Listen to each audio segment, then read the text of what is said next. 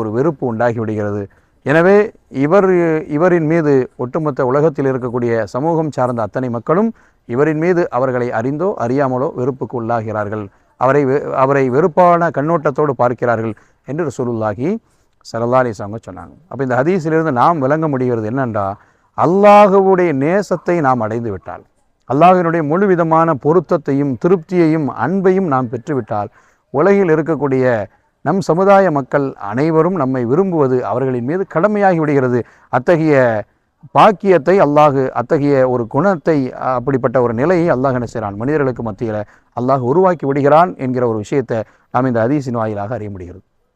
ஹதரத் மூசா அலைஹிஸ்ஸலாத்து வஸ்ஸலாம் அவர்களை பற்றி குர்ஆனில் அல்லாஹ் இப்படி கூறுவான், வல்கைது அலைக மஹப்பத்தம் மின்னி, மூசாவின் மீது நம் பாசத்தை, நம் நேசத்தை மூசாவின் மீது போட்டோம் என்று சொல்கிறான்.